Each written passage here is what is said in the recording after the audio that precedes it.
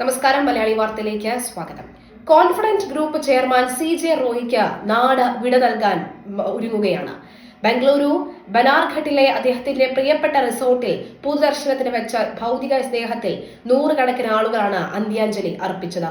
സ്വന്തം റിസോർട്ടിൽ തന്നെ അന്ത്യവിശ്രമം കൊള്ളണമെന്ന അദ്ദേഹത്തിന്റെ ആഗ്രഹപ്രകാരം അവിടെ തന്നെയാണ് സംസ്കാര ചടങ്ങുകൾ ഒരുക്കിയിരിക്കുന്നത്.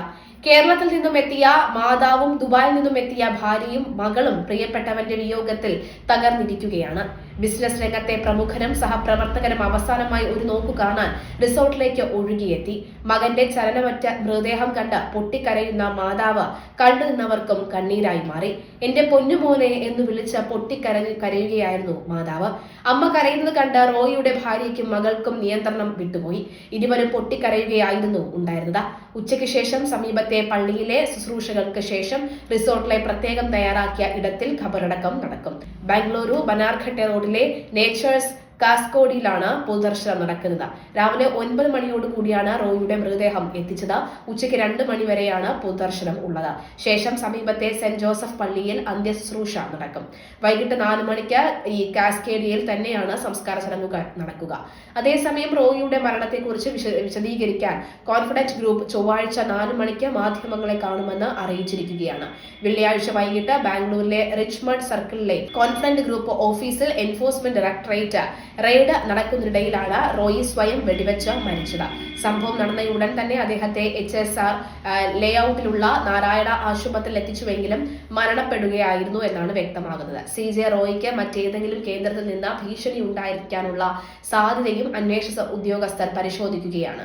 കർണാടക സർക്കാർ DIG വംശി കൃഷ്ണയുടെ നേതൃത്വത്തിലുള്ള പ്രത്യേക അന്വേഷണ സംഘത്തിനാണ് അന്വേഷണ ചുമതല നൽകിയത്. ജോയിന്റ് കമ്മീഷണറും 2 SP-മാരും സംഘത്തിലുണ്ട്. ഇതിനൊപ്പം കേന്ദ്ര ഇന്റലിജൻസ് ഏജൻസികളും സമാന്തര അന്വേഷണം നടത്തുന്നുണ്ട്. പരിശോധനയ്ക്കിടെ സ്വയം വെടിയുതിർത്ത് മരിക്കാൻ തക്കമായ ഒന്നും സംഭവ ദിവസം ഓഫീസിൽ സംഭവിച്ചിട്ടില്ലെന്നാണ് ആദായ നികുതി വകുപ്പിന്റെ റിപ്പോർട്ട്.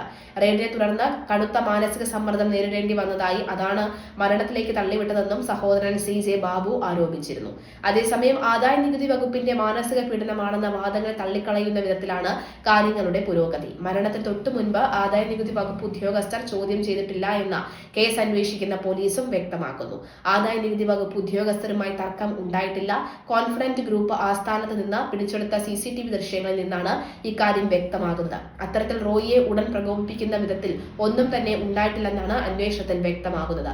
വെള്ളിയാഴ്ച റെയ്ഡ് ഉണ്ടായിട്ടില്ല എന്ന IT വകുപ്പ് വാദവും പോലീസ് ശരിവെക്കുകയാണ്. രേഖകളുമായി ബന്ധപ്പെട്ട ചില നടപടിക്രമങ്ങൾ പൂർത്തിയാക്കുകയായിരുന്നു അന്ന് നടന്നത്. ഇക്കാര്യമാണ് IT ഉദ്യോഗസ്ഥർ നൽകിയ മൊഴിയും. ഉച്ചയോടെ ഓഫീസിലെത്തിയ റോയ് കോൺഫറൻസ് റൂമിൽ IT ഉദ്യോഗസ്ഥരെ കാണാമെന്ന് പറഞ്ഞ് സ്വന്തം ക്യാബിനിലേക്ക് പോവുകയായിരുന്നു.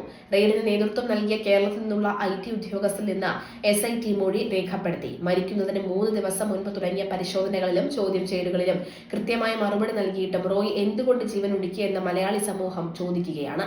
കടന്നു വന്ന വഴികളിൽ അനുഭവിച്ചു തീർത്ത പരീക്ഷണങ്ങളൊക്കെ അതിനേക്കാൾ കഠിനമായിരുന്നോ IT റെയ്ഡും ചോദ്യം ചെയ്യലുമെന്ന ചോദ്യം ഉയരുകയാണ്.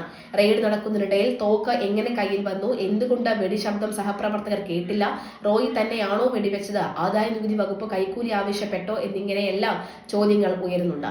ഇപ്പോഴത്തെ സാഹചര്യത്തിൽ CJ റോയിക്ക് മറ്റേതെങ്കിലും കേന്ദ്രത്തിൽ നിന്ന് ഭീഷണി ഉണ്ടായിരിക്കാനുള്ള സാധ്യതയും അന്വേഷണ സംഘം പരിശോധിക്കുന്നുണ്ട്. റോയിയുടെ 2019 ശേഷമുള്ള സാമ്പത്തിക ഇടപാടുകൾ സെൻട്രൽ എക്കണോമിക് ഇന്റലിജൻസ് ബ്യൂറോയുടെ കർശന നിരീക്ഷണത്തിന് വിധേയമാക്കിയിരുന്നു. റോയി അടക്കം 6 റിയൽ എസ്റ്റേറ്റ് ബിസിനസ്സുകാരുടെ ഇടപാടുകളെക്കുറിച്ചും ബ്യൂറോ സമർപ്പിച്ച വിശദ റിപ്പോർട്ട് എക്കണോമിക് ഇന്റലിജൻസ് കൗൺസിലിന്റെ പരിഗണനയ്ക്ക് വന്നു. തുടർ നടപടികളുടെ ഭാഗമായി ഇതിൽ 4 കമ്പനികളുടെ കണക്കുകൾ പരിശോധിക്കാനാണ് ആദായ നികുതി വകുപ്പിന് കേന്ദ്ര സർക്കാരിന്റെ നിർദ്ദേശം ലഭിച്ചത്.